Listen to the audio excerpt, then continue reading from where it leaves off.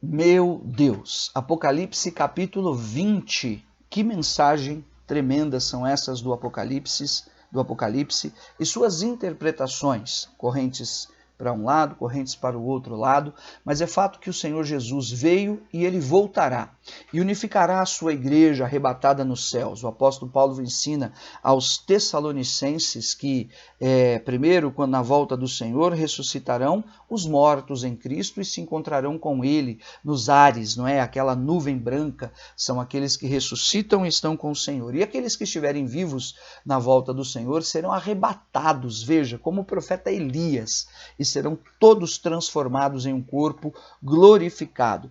Chegando ao Apocalipse no capítulo 20, a prisão de Satanás e o milênio, que envolve aí tantas discussões teológicas. Veja comigo. Então vi descer do céu um anjo, e ele tinha na mão a chave do abismo e uma grande corrente. Ele segurou o dragão e a antiga serpente, que é o diabo, Satanás, e o prendeu por 1000 anos. Lançou no abismo, fechou e pôs selos sobre ele, para que não mais enganasse as nações, até se completarem 1000 anos. Depois disso é necessário que ele seja solto por pouco tempo.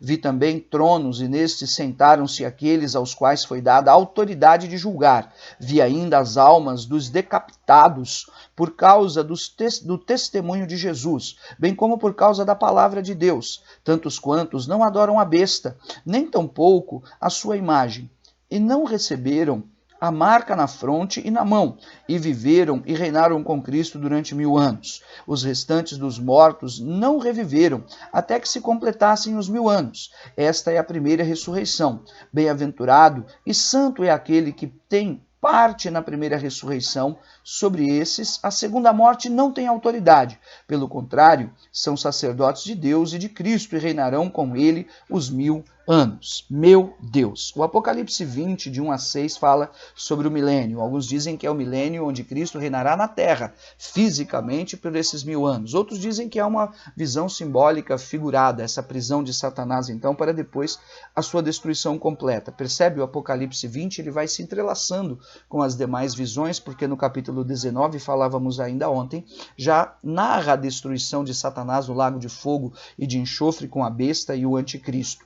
Não é? Mas aqui, esta vitória definitiva do Senhor sobre o inimigo. Se o milênio é real ou se ele não é real, a verdade é que a vitória do Cordeiro de Deus que tira o pecado do mundo, ela é definitiva sobre Satanás e seus demônios. E com ele, aqui quero destacar, estarão aqueles que adoraram a besta, aqueles que não aceitaram um caminho de arrependimento, aqueles que renegaram e se tornaram instrumentos dos males. Por quê? Porque se embebedaram com a sua feitiçaria, com a sua idolatria, com os males da terra e preferiram e amaram o mundo e as riquezas. E estes tais, com a marca da besta na mão ou na fronte, não tiveram, não encontraram e não foram achados nos caminhos das misericórdias de Deus nesse período tremendo do Senhor. Mas ainda aqueles que foram perseguidos, torturados e mortos e que realmente não se prostraram à besta, ou até mesmo decapitados, a palavra mostra que eles foram vistos e achados diante do Senhor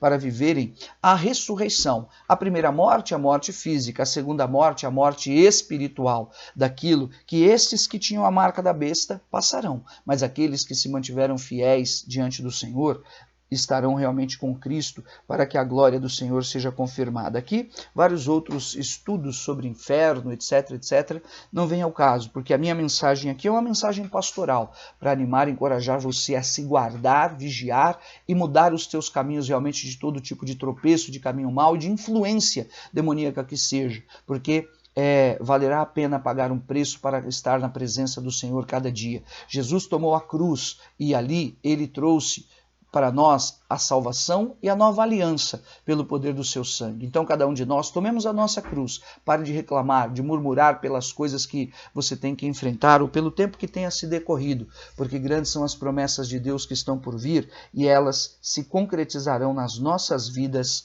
em nome de Jesus. Amém? Quero orar por você, releia o capítulo 20, eu vou falar agora a segunda parte amanhã.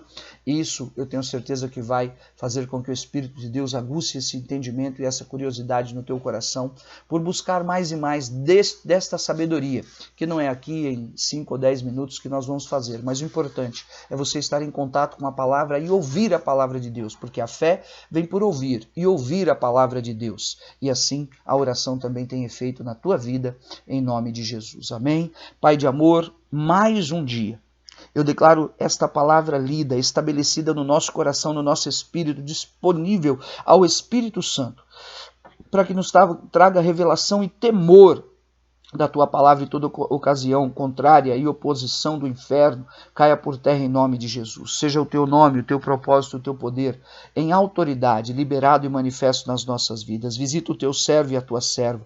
Põe em liberdade os cativos e os oprimidos. Convence o Espírito Santo do pecado, da justiça e do juízo, e nos revela e nos mostra há um caminho de julgamento, de ira, de vingança de Deus sobre todo tipo de opróbrio, e possamos nós, em nome de Jesus, sermos assertivos com Deus, para que dessa maneira os sonhos e visões que Ele tem nos dado sejam confirmados e consumados, e nestes dias venham nas nossas mãos coisas tremendas, grandiosas, profundas e poderosas, que tememos ao Senhor e desejamos fazer a sua obra. Usa-nos, ó Deus, como instrumentos de bênção nas casas, nos lares e nas famílias, para que esta palavra seja declarada. O inimigo tem o seu tempo e o seu julgamento já estabelecido, mas nós não.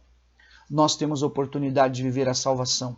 Que Deus alcance o teu casamento, a vida dos teus filhos, e traga restauração e bênção em nome de Jesus. Amém? Fica com Deus.